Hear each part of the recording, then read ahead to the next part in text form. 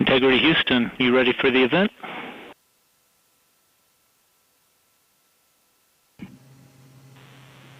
Houston Integrity, we are ready for the event.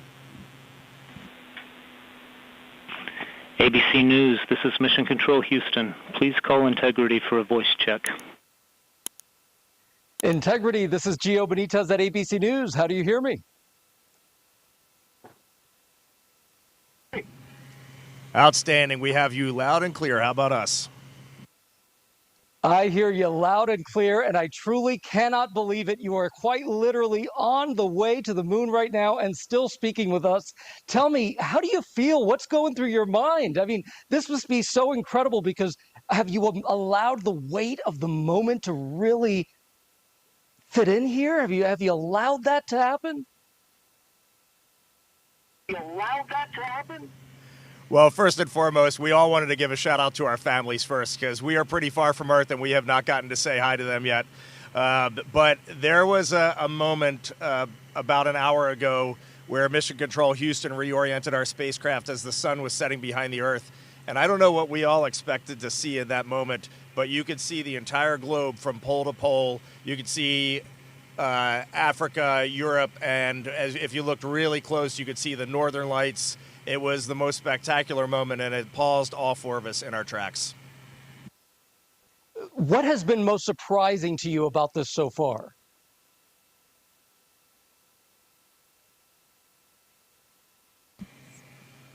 Well, I think probably one of the things that surprised all of us is when those solid rocket boosters actually lit and we left the pad. It was just a moment of disbelief, and yeah, the fact that we launched, it just totally takes you by surprise, even though you're expecting it, at least for me anyway.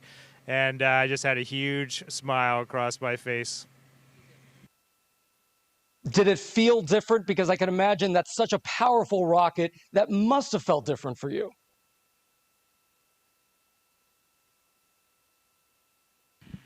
One of the biggest surprises was how smooth riding those solids was. We all expected a really just dynamic ride, a lot of motion. We were prepared to potentially not being able to see telemetry, maybe even not being able to, touch switches, and it was very smooth. It was a definite difference when they separated and we were just on the main engines, but just a steady rumble and a great ride.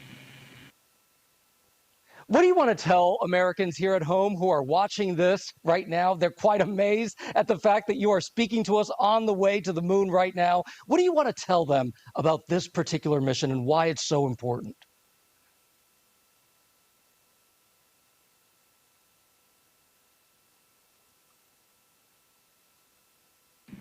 First and foremost, I would just like to say thank you.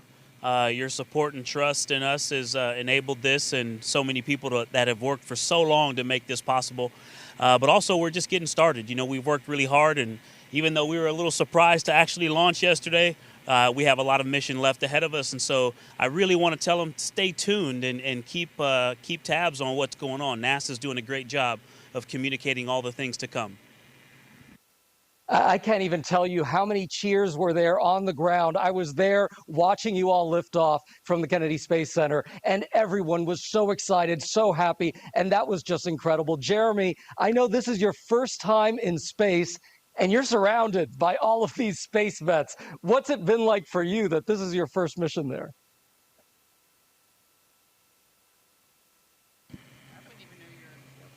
There has been a tremendous amount of disbelief for me. It's just so extraordinary.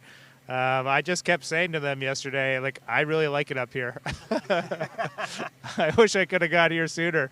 It's just such a tremendous place to be. The views are extraordinary. It's really fun to be floating around, and it just makes me feel like a little kid. I heard that there was a little bit of an issue with the toilet. Which one of you was the plumber?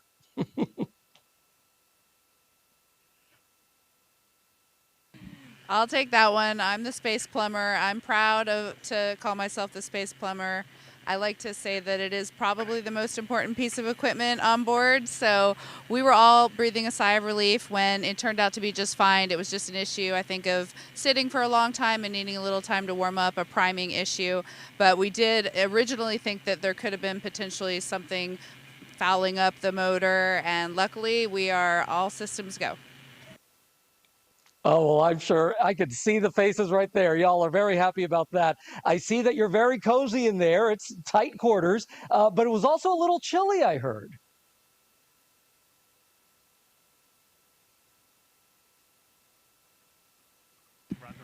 It is quite cold, and yeah, we're wishing we had the lower temperature sleeping bags with us. But right before this PAO event started, I pulled my knit cap off, and I'm ready to put it back on. But Houston's been working with us to change fan speeds and temperature set points, and we've actually been able to warm it up a lot better in the last half a day or so. Our last nap before TLI, we got a lot more comfortable. Well, that's a really interesting question. How is it that you take a nap in there? What does sleeping even look like?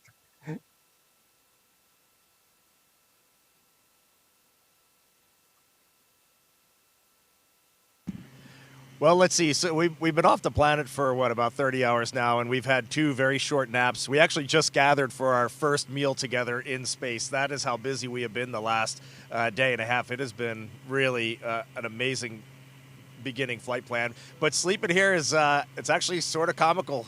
Christina has been sleeping heads down in the middle of the vehicle, kind of like a bat suspended from our docking tunnel. Victor's been up where Jeremy is right now. He's got a nice little nook wedged in there. And then Jeremy has been stretched out on seat 1, and I've been sleeping under the displays just in case anything goes wrong.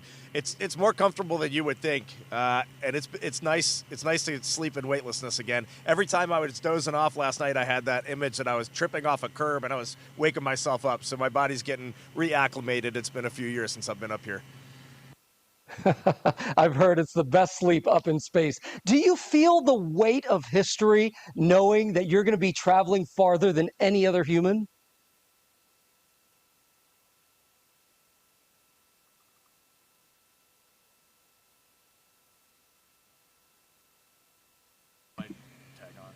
You know, it's a remarkable thing. You would think it would be weighty, but we just feel like we're lifted up by the team that supports us, and you just sort of execute the plan. A lot of people telling us how to work this and manage this vehicle, and a lot of great training, and you just kind of go step by step, which I think is pretty remarkable what this team can do, and it really highlights their excellence. And I think I just want to add, we just got done our translunar injection burn, and it was pretty tense moments there. For a second, and when we got done that burn, we just kind of looked at each other as a crew. We have been to the moon before in 1968 through 1972. It's been a long time since we've been back, and I got to tell you, there is nothing normal about this. Sending 4 humans 250,000 miles away is a Herculean effort, and we are now just realizing the gravity of that. Yeah, nothing normal about this. What are you most excited about once you get to the moon?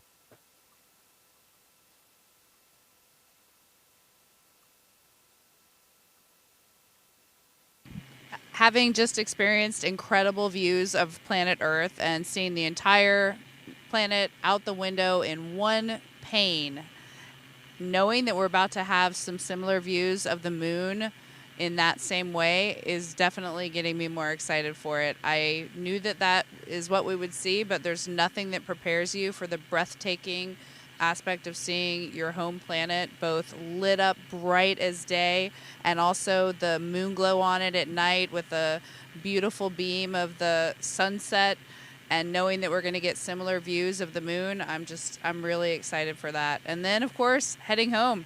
Right now we're in our cruise phase outbound, but we'll be turning our sights back on our home planet shortly. Shorter probably, it's going to fly by, but we're just excited for both of those milestones. As you all know, there is so much division at home right now. What is it that you're feeling, and what message do you want to send to the American people about what you're seeing out that window?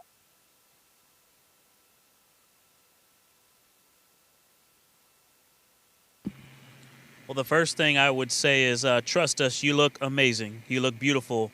And from up here, you also look like one thing. You know, Homo sapiens is all of us, no matter where you're from or you know, what you look like. We're all one people. And so, you know, this mission, one of the things that's amazing about being around and just being an astronaut, you know, serving our countries at this time is that we get to give ourselves a mission that we can hold on to say, hey, look at what we did for the rest of our lives. You know, we call amazing things that humans do moonshots for a reason, because this brought us together and showed us what we can do when we put, not just putting our differences aside, when we bring our differences together and use all the strengths to accomplish something great.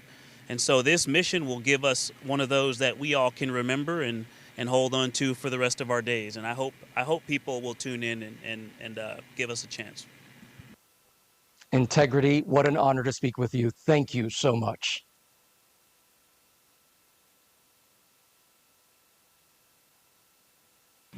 Thank you for being with us. Integrity. This is Houston ACR. That concludes the ABC News portion of the event. Please stand by for a voice check from Fox News.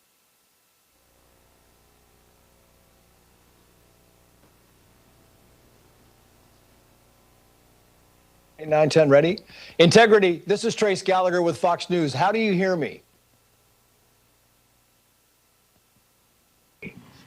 Hey, Trace, we got you loud and clear. How about us? I've got you loud and clear. I want to explain to the audience that there is a 4-second delay, so there'll be some pause between the questions and the answers. Congratulations. How does it feel to be the first humans to leave Earth's orbit in some 54 years? Is there a difference in Earth's orbit and being outside the orbit?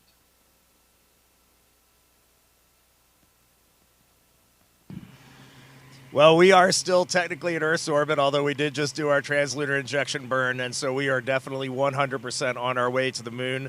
The lunar gravity will take over in a couple of days here and start pulling us around the far side.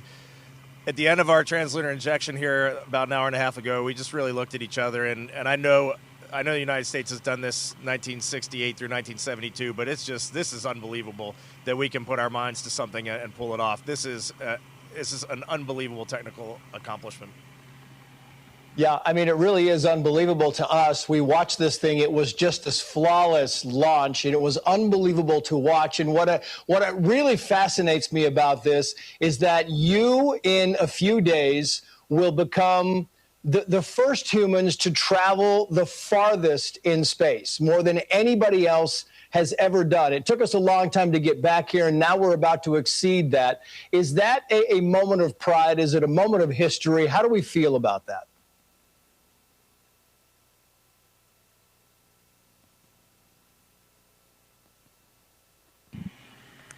It's great you brought that up. We were aware that we would pass that milestone if we happened to launch on this date. There were other days where we wouldn't have necessarily. So we are not necessarily a crew that lives on superlatives, but it is a milestone that's important. It's important that people can understand and wrap their heads around what is the latest in what we're doing. What does this mean relative to what we've done in the past? What are we going to be pushing for into the future? We think that the journey that we've been on and all of our teams have been on with us is so much more than just one number. But we also hope that that number just keeps being exceeded and exceeded by the future crews. That's why we're here, to build a legacy for the future. You know, it's interesting because yesterday, I mean, this thing went off almost perfectly, right? It was on time. Was that surprising? Because, you know, you look back just in recent history and missions tend to be delayed, sometimes hours, sometimes days. This thing went pretty much according to what everybody was hoping it would do. Was that somewhat surprising when they said we are a go for launch?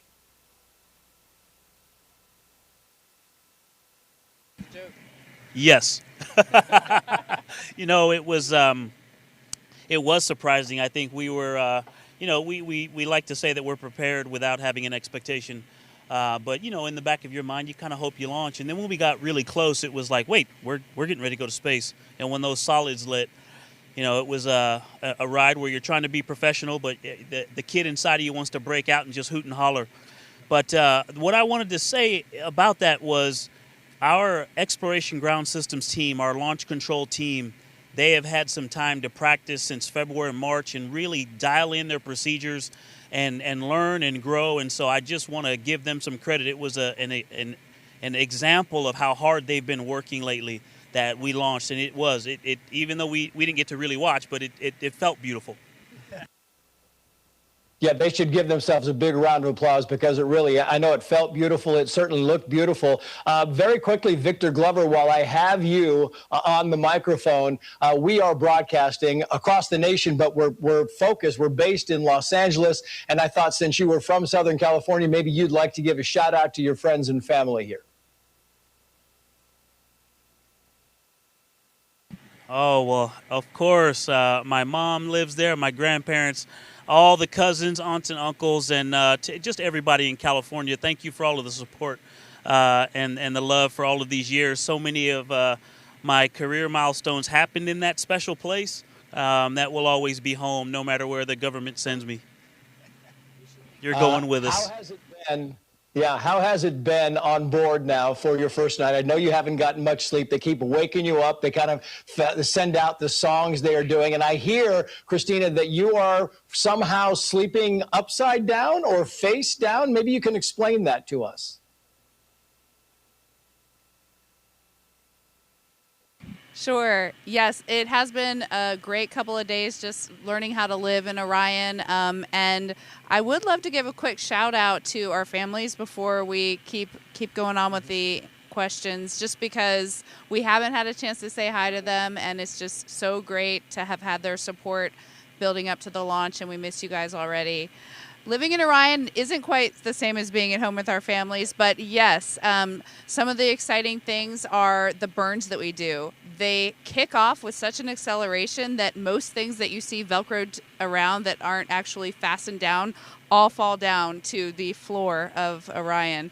But speaking of floors and ceilings, it actually is just all by convention only. There is no difference between up and down. And so, yes, I've been sleeping with my feet there and my head down here, and it's very comfortable. I think I'll probably stay there the whole mission unless someone kicks me out. So we're finding out how to make this space capsule a home. Maybe we can hand it to Jeremy Hansen here. And Jamie, you can also say hello, give a shout out to your family. And I'm wondering, while you do that, if you'd like to tell us if there have been any glitches, any problems. I know we heard there was some kind of an issue with the onboard toilet, but beyond that, are we good so far?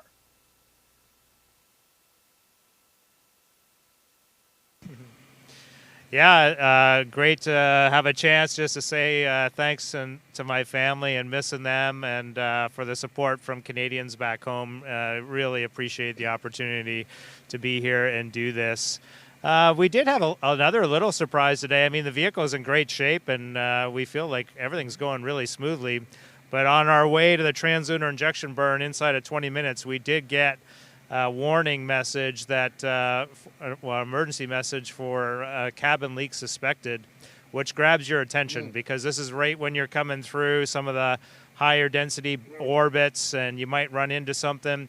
And, you go from 20 minutes to doing this burn where you're going to head to the moon to thinking about, are we going to cancel this burn, start getting in our spacesuits, and then trying to figure out how to get home in a day or less. And luckily, that was just a little anomaly, and the Houston helped us out. They confirmed they were seeing good cabin pressure, as were we on board, and we did the burn, and now we're on our way to the moon, feeling good about Integrity. She's a good ship.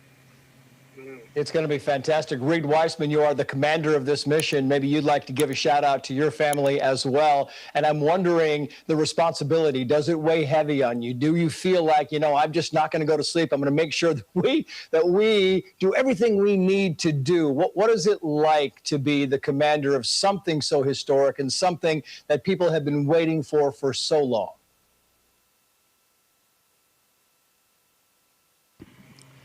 Well, to answer that, I'm learning from my crewmates here. I'm flying in space with two of the most skilled astronauts that we have, most accomplished astronauts. And Jeremy, on his first day in orbit yesterday, was just getting the job done 100%. So my job here is pretty easy. Definitely sometimes you get a little bit nervous. There's a couple things that caught our attention so far, but it's going great.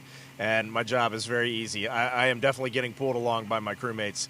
And then you gave me the opportunity. I'm taking it. Say hi to my family, my dad back in Maryland, and my brother probably heading home to Washington, and then everybody back in Houston. My daughters, my girlfriend, everybody's doing great back there. Thank you. I guess really, lastly, what we really need to know is, are you happy so far with the food? Are you happy so far with the wake-up songs and the music? Any kind of request that we can make on your behalf while we get a chance to talk to Mission Control a little bit later? We get a chance to talk to Mission a little bit later. We just had our first meal together. That's how busy it's been. And this morning, our lead public affairs, Courtney Beasley, we heard her voice come on the radio first, and she introduced the songs and some amazing messages from the teams across this international program that have put this vehicle together. And we all agreed we would wake up slow and get into the day easy and quiet. And this morning, we all got up cheering and rocking and getting everything ready to go. It was the perfect way to start our day. Yeah, well, you are making history. Reid Wiseman, Christina, Koch, Jeremy Hansen, Victor Glover. Congratulations to all of you. America, the world is with you. We are watching every moment of this journey, and we will cheer you when you get back and along the way. Thank you for joining us. Best of luck to you, and safe travels.